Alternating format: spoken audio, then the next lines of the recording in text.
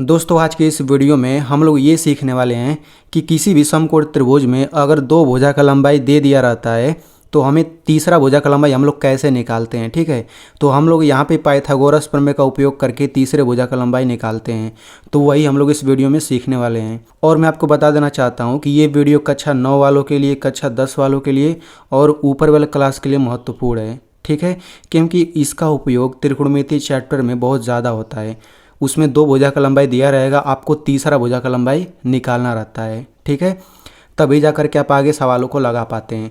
और इसका उपयोग कहाँ पे किया जाता है? इसका उपयोग किया जाता है शंकु वाले चैप्टर में। ठीक है, यानी कि पृष्ठीय क्षेत्रफल और आयतन वाले चैप्टर में जो शंकु आता है उसमें भी हम लोग इसका उपयोग करते हैं। ठीक है, तो आप समझ सकते हैं आपके लिए कितना महत्वपूर्ण है।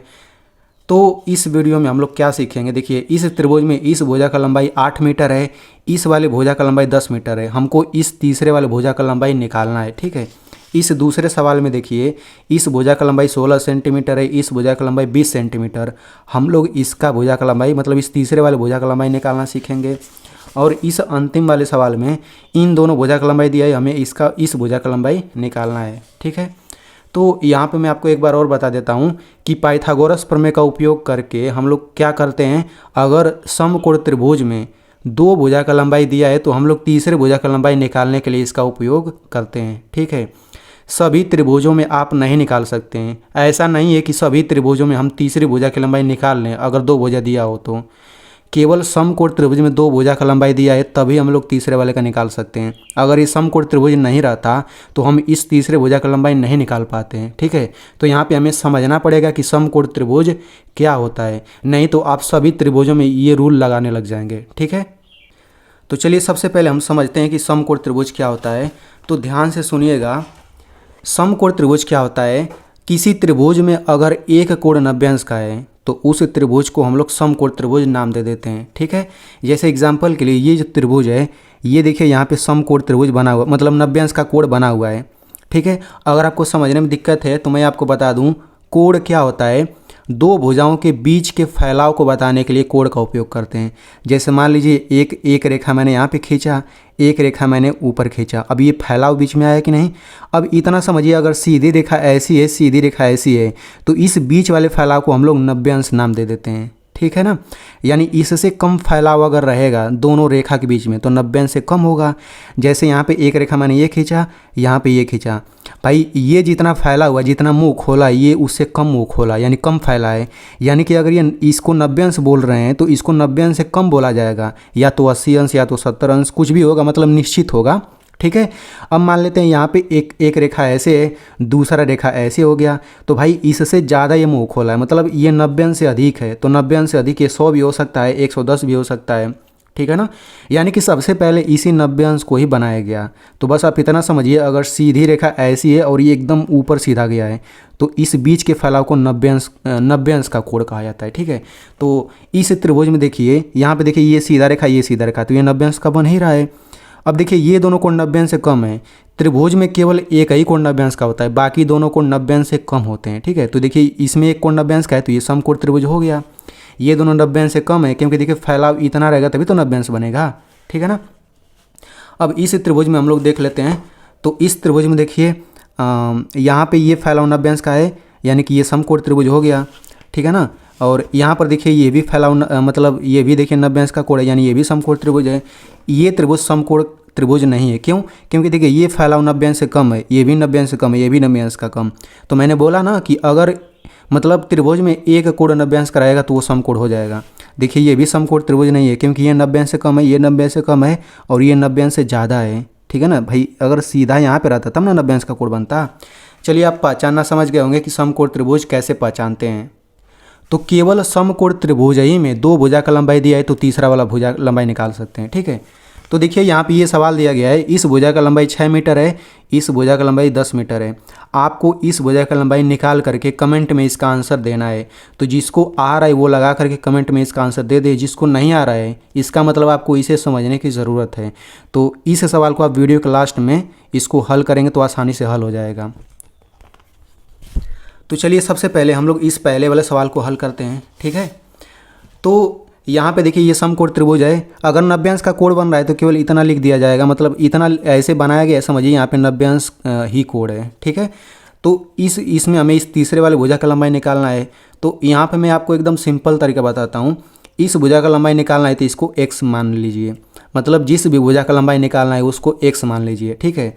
अब मैं यहाँ पे एक बात बताना चाहूँगा, कोई भी समकोण त्रिभुज खींचिए, उसमें ये जो 90 अंश के सामने ये वाला भुजा होगा ये सबसे लंबा होता है।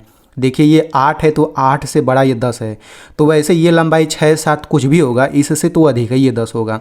मतलब आप इतना समझिए, कोई भी समकोण त्रिभुज है ना तो ये सबसे लंबा भुजा होता है, ठीक है। तो चलिए समझ में आ गया होगा। अब हम यहाँ पे सवाल पे आते हैं, तो इसको लगाएंगे कैसे? सिंपल, ये सबसे बड़ा होता है तो इसको सबसे अंत में आपको लिखना है।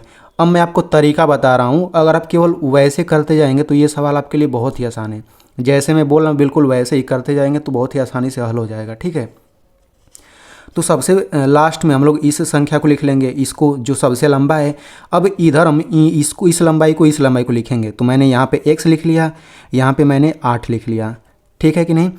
मैंने क्या किया समझिए, इन तीनों लंबाइयों को मैंने ऐसे लिख लिया। इस वाले को यानी सबसे बड़ी भुजा को सबसे लास्ट में लिखना है, और इसको हम लोग आगे पीछे कर सकते हैं। मैंने x पहले लिखा 8 बाद में, आप चाहें तो 8 पहले लिख सकते हैं x बाद में, ठीक है। इतना लिखने के बाद आपको क्या करना है, आपको दो दो घात लगा देना है, यानी कि स्क्वायर इसको बोलते हैं, 10 का स्क्वायर, यानी सभी का स्क्वायर कर देना है।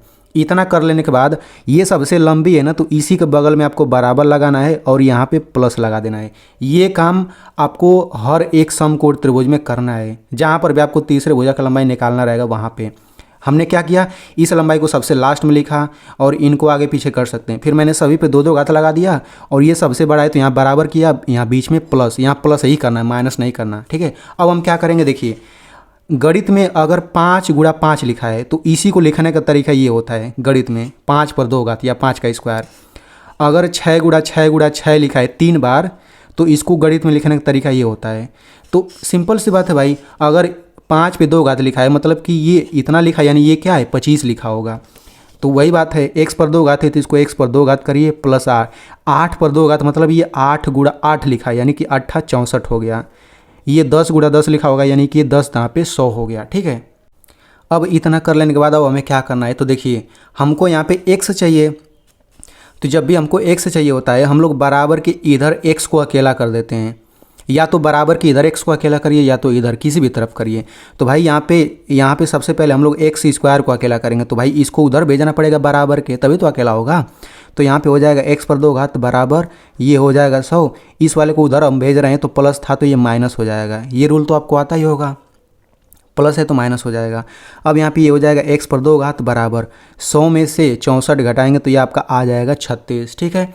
यानी कि जब भी आप सवाल लगाएंगे तो x पर 2 घात बराबर कोई ना कोई संख्या आएगा। इसके बाद आपको बढ़िया से सीखना है, तो ये हो जाएगा x।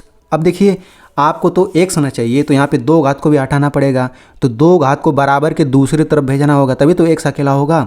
तो 2 घात को जब दूसरी ओर भेजेंगे तो ये ऐसा रूट बन जाता है, ठीक है। तो इसके बाद ये आपको बढ़िया से आना चाहिए, इसमें गलती नहीं करना है। 2 घात को हटाएंगे तो इधर जाके ये रूट लग जाएगा, देखिए ये रूट लगा है।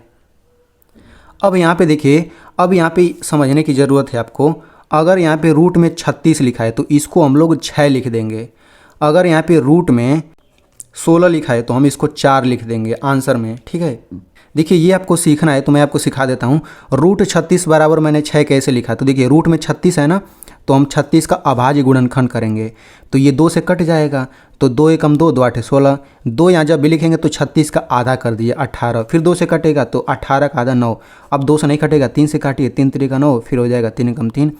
अब यहाँ से 2 2 बार है तो 1 2 ले लीजिए, यहाँ 3 2 बार है 1 3 ले लीजिए। अब इन्हीं दोनों का गुणा करते हैं तो देखिए 6 आ गया। वैसे ही रूट 16 बराबर 4 मैंने कैसे लिखा, तो 16 का अभाज्य गुणनखंड करिए, तो 2 से भाग करेंगे तो 2 आठे 16, 2 चौक 8, 2 दूना 4, 2 एकम 2। तो यहाँ से मैंने 1 2 ले लिया, यहाँ से 1 2, इनका गुणा करेंगे तो 4 आ गया।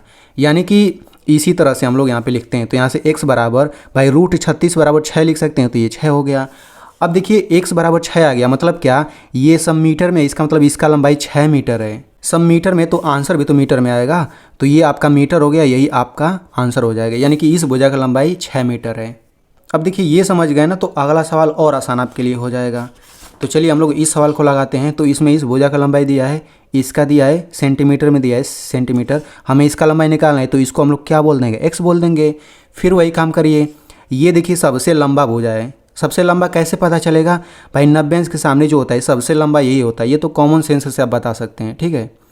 तो हम लोग क्या करेंगे, बिल्कुल वही करेंगे, ये सबसे अंत में आपको लिखना है इसको, और इसको आगे पीछे कर सकते हैं, ठीक है। तो मैं यहाँ पे 16 को पहले लिख लेता हूँ और इसको x को बाद में, ये तो सबसे अंत में आपको लिखना है। अब हम सभी पे 2-2 घात लगा देंगे, ये मैंने 2-2 घात लगा दिया। अब ये सबसे बड़ा है तो यहाँ बराबर लगा देंगे, यहाँ प्लस लगाएंगे, ठीक है। तो बस अब आगे हल करते हैं। तो 16 पे 2 घात है, यानी 16 का 2 बार गुणा, तो 16 का 2 बार गुणा करेंगे तो 256 हो जाएगा। इसको तो वैसे ही लिख लेना है। और 20 पर 2 घात करेंगे तो 20 गुणा 20, ये आपका आ जाएगा 400, ठीक है। तो आपको यहाँ पे x का मान निकालना है, तो बराबर के इधर इसको अकेला करना पड़ेगा, ठीक है। तो इसको भाई उधर भेजिए तभी तो अकेला होगा। तो ये हो जाएगा x पर 2 घात बराबर, अब इसके पहले कुछ नहीं है तो प्लस है, तो उधर जाएगा तो माइनस नहीं हो जाएगा। तो ये 400 था, ये आपका हो जाएगा -256, ठीक है। अब इसके बाद हम क्या करेंगे, देखिए यहाँ पे ये हो जाएगा x पर 2 घात बराबर 400 में से ये घटाएंगे तो ये आपका आ जाएगा 144, ठीक है। तो मैंने बोला ना कि x पर 2 घात बराबर कोई ना कोई एक संख्या आएगा। इसके बाद आपको क्या करना है, आपको तो x चाहिए तो ये 2 घात हटाना होगा, तो 2 घात को दूसरे तरफ करके ही हटाया जा सकता है। तो 2 घात को इधर भेजेंगे तो ये रूट के साथ आ जाएगा, ठीक है। तो x बराबर, अब हमें देखना पड़ेगा कि रूट 144 बराबर क्या होता है। तो ये पता करने का तरीका मैंने आपको बता ही दिया है कि इसका आपको अभाज्य गुणनखंड करना है। तो 2 से काटिए, 2 7 14, 2 दूना 4, 2 से काटेंगे 2 3 6, 6 1 7 होता है, 2 छक्का 12, फिर इसका आधा 18 होता है, फिर 2 से काटेंगे इसका आधा 9 होता है, फिर 3 तिरिका 9, फिर 3 एकम 3, तो यहाँ से 1 2 ले लिया, यहाँ से 1 2 ले लिया, यहाँ से 1 3, तो 2 दूना 4, 4 3 12, यानी कि ये आपका हो जाएगा 12, ठीक है। तो ये सब सेंटीमीटर है, इसका मतलब ये आपका 12 सेंटीमीटर लंबा है, ठीक है। तो इसको cm लिखिए और यही आपका आंसर हो जाएगा। बस एक और लास्ट हम समझ लेते हैं, इस लास्ट वाले को समझ लेंगे तो समझिए हमने पूरा कॉन्सेप्ट सीख लिया, ठीक है। इसके बाद मैं आपको सवाल दे दूंगा जो मैंने आपसे शुरू में पूछा था। तो इसमें इन दोनों भुजा की लंबाई दी है, इसका निकालना है, तो इसको हम क्या बोल देंगे, x बोल देंगे। फिर वही काम करिए, तो सबसे लंबा यही तो होगा, तो इसमें इसी को सबसे अंत में लिखेंगे, ठीक है। और इन दोनों को हम आगे पीछे कर सकते हैं। तो 9 लिखा, ये हो जाएगा 12, सभी पे 2 2 घात, 2 ही घात लगाना है। अब यहाँ बराबर करेंगे, यहाँ पे प्लस, तो 9 पे 2 घात है तो ये हो जाएगा 81, 12 पर 2 घात है तो 12 गुणा 12 144 आता है, करके देख लीजिएगा आप लोग, ये हो जाएगा x पर 2 घात, ठीक है। अब हम क्या करेंगे, तो यहाँ पे ध्यान से समझिए, हमको तो x आना चाहिए, तो हमें बराबर के मतलब बराबर किया तो इधर x को अकेला करिए या तो इधर, तो ये पहले से ही इधर अकेला है तो कुछ करने की ज़रूरत नहीं है, हमें अकेला ही तो करना होता है तभी तो निकलेगा उसका मान।